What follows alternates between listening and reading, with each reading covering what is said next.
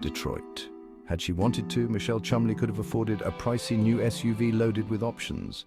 But when it came time to replace her Chevrolet Blazer SUV, for which she'd paid about $40,000 3 years ago, Chumley chose something smaller and less costly.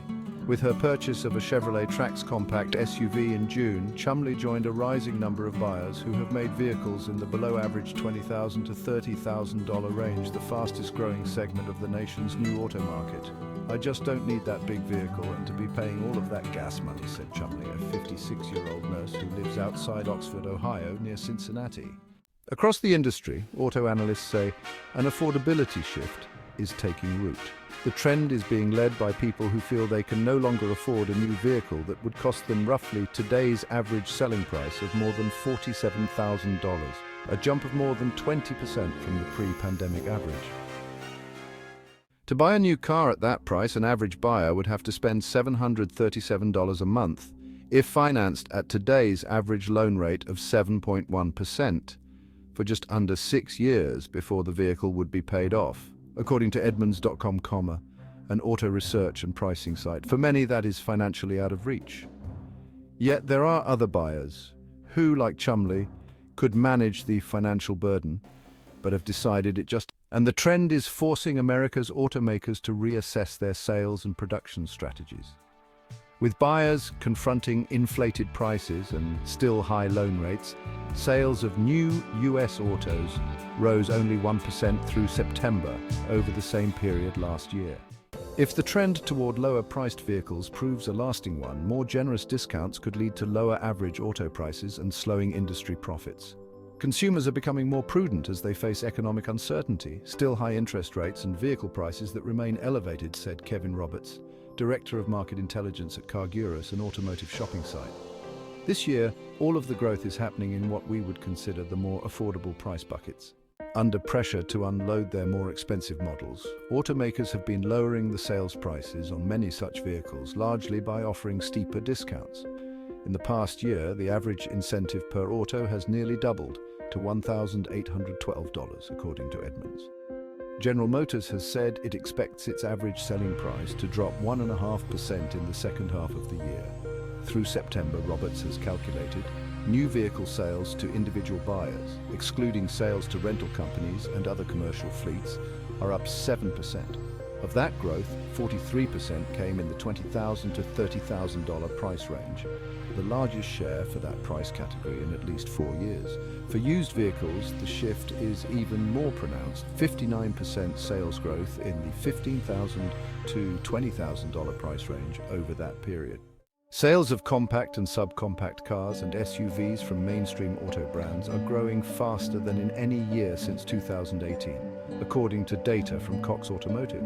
The sales gains for affordable vehicles is, in some ways, a return to a pattern that existed before the pandemic. As recently as 2018, compact and subcompact vehicles, typically among the most popular moderately priced vehicles, had accounted for nearly 35% of the nation's new vehicle sales.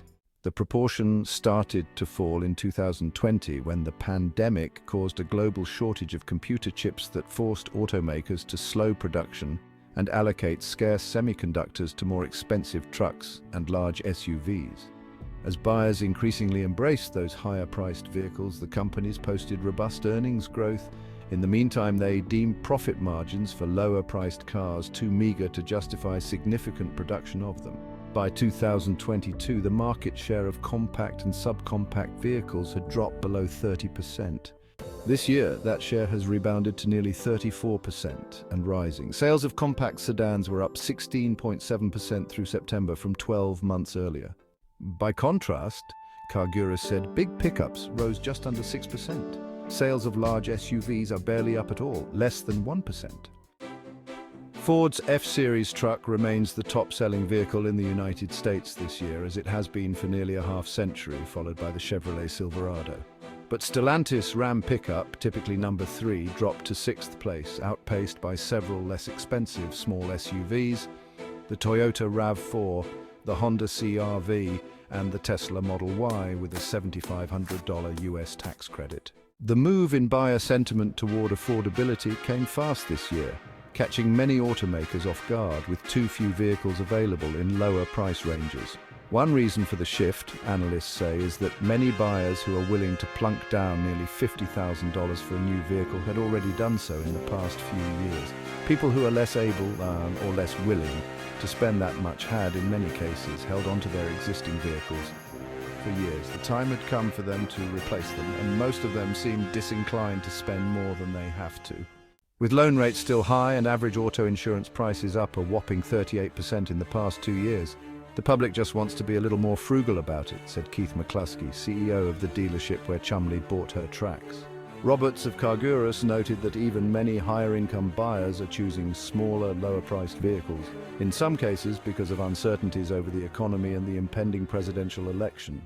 The shift has left some automakers overstocked with too many pricier trucks and SUVs. Some, like Stellantis, which makes Chrysler, Jeep and Ram vehicles, have warned that the shift will eat into their profitability this year.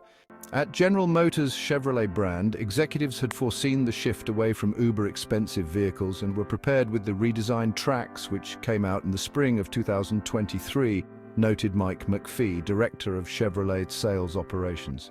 Trax sales in the US so far this year are up 130%, making it the nation's top-selling subcompact SUV. We're basically doubling our Trax sales volume from last year, McPhee said. How long the preference for lower-priced vehicles may last is unclear. Charlie Chesbrough, chief economist for Cox Automotive, notes that the succession of expected interest rates cuts by the federal rates should eventually lead to lower auto loan rates, thereby making larger vehicles more affordable. The trends will probably start to change if these interest rates start coming down, Chesbrough predicted. We'll see consumers start moving into these larger vehicles.